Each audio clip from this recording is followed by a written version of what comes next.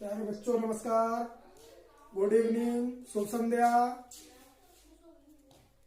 मैं उम्मीद करता हूं कि आप लोग सभी स्वस्थ होंगे, अच्छे होंगे और ठंड में रजाई में बैठकर अपनी पढ़ाई कर रहे होंगे। और पढ़ाई आप करते भी रहिए, क्योंकि आप ये बिल्कुल अपने दिमाग में मत लाइए कि हमारे एग्जाम नहीं होंगे। वो तो होंगे और जरूर होंगे, तो आप लोग अपनी तैयारी करते रहिए। आज हम आप लोगों के लिए केमिस्ट्री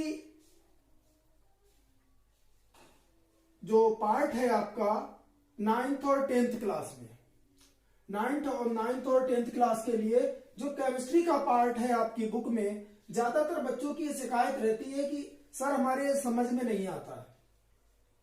देखिए, प्रत्येक विषय की अपनी एक भाषा होती है, अपनी उसकी एक वर्णमाला होती है, और जब तक आपको उस विषय की वर्णमाला नहीं आती है तब तक आपको वो विषय कभी भी समझ में नहीं आएगा। जैसे आप हिंदी पढ़ते हो, हिंदी में मुझे ध्यान है कि शायद 52 अक्षर होते हैं हिंदी में। हिंदी की वर्णमाला में 52 अक्षर हैं, अंग्रेजी वर्णमाला में 26 अक्षर हैं, और भाषाओं का खैर हमें ज्ञान नहीं है। लेकिन ये जो भी वर्णमाला होती है प्रत्येक सब्जेक्ट की, अगर आपको वर्णमाला नहीं मालूम है तो आप उस भाषा को कभी पढ़ नहीं सकते या कभी भी सीख नहीं सकते। तो देखिए, केमिस्ट्री की वर्णमाला जो होती है, वैसे इसमें अक्षर तो बहुत है। केमिस्ट्री की वर्णमाला में बहुत सारे अक्षर हैं, क्योंकि इन अक्षरों की संख्या जो वर्णमाला की है वो 118 है, यानी 118 है। लेकिन इसमें कुछ ऐसी व्यवस्था है कि हम जितना पढ़ना चाहें उतने के बारे में अगर हम बेहतर से ज्ञान कर लें, यानी जितना मेरे लिए पर्याप्त है, अगर हम उतना पढ़ लें तब भी हम अच्छे अंक ला सकते हैं, अच्छा ज्ञानार्जन कर सकते हैं, अच्छा ज्ञान हमारे लिए हो सकता है। तो देखिए, इसमें basics of chemistry for 9th and 10th classes, इसमें क्या बेसिक है, क्या आपको पढ़ना है, कहां से आपको अपनी तैयारी शुरू करनी है। तो सबसे पहला काम आपका होता है तत्वों के प्रतीक। एक चीज आपको शायद पता होगी कि तत्व क्या होते हैं। तत्व, देखिए 9th में एक पार्ट है जिसमें आप लोगों के लिए बताया गया है कि शुद्ध पदार्थ क्या होते हैं और अशुद्ध पदार्थ क्या होते हैं, कौन कौन से पदार्थ शुद्ध होते हैं और कौन कौन से पदार्थ अशुद्ध होते हैं। तो तत्व जो है वो एक शुद्ध पदार्थ है, और इस शुद्ध पदार्थ की ये विशेषता होती है कि इसमें सभी घटक कण यानी सभी परमाणु एक जैसे होते हैं। क्योंकि किसी भी पदार्थ का सबसे छोटा घटक कौन सा होता है, सबसे छोटा कण उसका कौन सा होता है, सबसे छोटा कण उसका होता है परमाणु। और किसी भी तत्व में सभी परमाणु एक जैसे होते हैं, ये तत्व की विशेषता होती है। अब बात यह आती है कि हम सारे तत्वों को, क्योंकि 118 तत्व है, तो 118 तत्वों के बारे में हम कैसे पढ़ें। तो इनकी पढ़ने की सुविधा के लिए, इनके अध्ययन की सुविधा के लिए इनमें कुछ विशेष विधियां अपनाई गई हैं। तत्वों को, जो इनके बड़े बड़े नाम हैं, उन नामों को लघु रूप में व्यक्त किया गया है। तो जो नाम लघु रूप में तत्वों के व्यक्त किए गए हैं, उन्हीं के लिए हम क्या बोलते हैं, तत्वों के प्रतीक बोलते हैं। प्रतीक क्या होता है, किसी भी तत्व का लघु रूप में प्रदर्शित होना, वही उसका प्रतीक है। प्रतीक, अधिकांश तत्वों के जो प्रतीक होते हैं वो उनके नाम के पहले अक्षर, जैसे मान लीजिए हाइड्रोजन है, हाइड्रोजन में हम HYDROGN,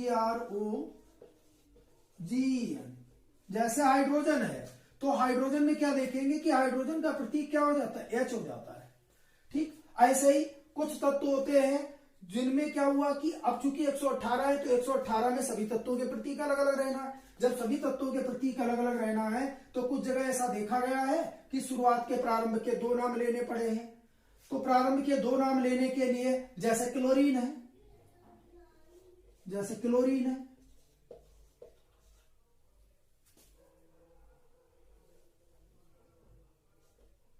जैसे क्लोरीन हो गया।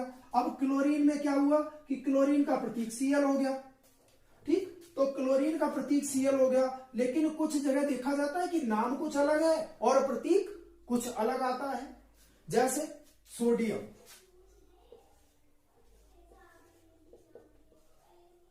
जैसे क्या हो गया, सोडियम है हमारे पास, तो सोडियम का प्रतीक क्या होता है, Na होता है। सोडियम का प्रतीक Na होता है, क्योंकि कहीं कहीं पर क्या हुआ कि हमें प्रतीक चेंज करने के लिए उन तत्वों के लैटिन नाम का सहारा लेना पड़ा है। जैसे सिंबल कई एक जैसे हो रहे हैं, अब जैसे अगर मान लीजिए हम इसका यस रख देते, तो यस जो है ये किसका होता है, सल्फर का होता है, तो यस सल्फर का होता है। तो हमने यहां पर क्या किया कि इसका लैटिन नाम उठा लिया, और लैटिन नाम सोडियम का क्या होता है, नेट्रियम होता है। लैटिन नाम सोडियम का होता है नेट्रियम, तो नेट्रियम से हमने क्या ले लिया, इसका सिंबल Na ले लिया। तो आपके लिए तत्वों के प्रतीक पढ़ना है। हम आपको एक सुझाव दे रहे हैं, आपकी बुक में या हर जगह, वैसे बताने वाली कोई ऐसी बात नहीं है, हम भी बता सकते हैं, लेकिन आपके समय की बचत हो जाएगी। आप इतना काम बिल्कुल अपने पास अपना पढ़ के अपनी बुक से कर लीजिए। Atomic number 1 to 30, atomic number 1 to 30, परमाणु क्रमांक 1 से लेकर 30 तक के तत्वों के आपको बिल्कुल सीरियल वाइज सिस्टमेटिकली इनके प्रतीक आपको याद करने हैं और परमाणु क्रमांक आपको याद करने हैं। जब आप इनके प्रतीक और परमाणु क्रमांक सीख जाओगे, तो इसके बाद फिर दूसरा स्टेप कौन सा आता है कि आप इलेक्ट्रॉनिक विन्यास करना सीखो। और इलेक्ट्रॉनिक विन्यास करना हम आप लोगों को सिखाएंगे, लेकिन इसके लिए आपको हम आज का टाइम देते हैं। इसके बाद कल हम आपके लिए इलेक्ट्रॉनिक विन्यास यहां पर शुरू करेंगे। और जब आप इलेक्ट्रॉनिक विन्यास सीख जाएंगे, तो इसके बाद फिर अगली चीज कौन सी आपको सिखाना है, बैलेंसी। तो जब आप बैलेंसी सीख जाओगे, बैलेंसी क्या होता है, बैलेंसी का मतलब होता है तत्वों की संयोजकता। संयोजकता मतलब उनकी जो साझा करने की स्थिति है, या दूसरे तत्वों के परमाणुओं के साथ साझा करने की जो क्षमता है, उसी के लिए संयोजकता कहा जाता है। कि किसी भी तत्व का एक परमाणु, कहीं कहीं आप लोगों ने देखा होगा कि जैसे लिखा होता है SO3 लिखा होता है, CO2 लिखा होता है या CH4 लिखा होता है।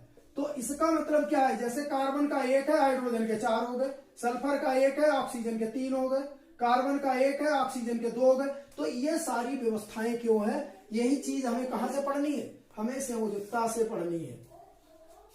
संयोजकता निर्धारित करने के लिए आपको जरूरत किसकी होगी, इलेक्ट्रॉनिक विन्यास की जरूरत होगी। तो संयोजकता निर्धारित करने के लिए इलेक्ट्रॉनिक विन्यास की जरूरत है। इलेक्ट्रॉनिक विन्यास होता क्या है,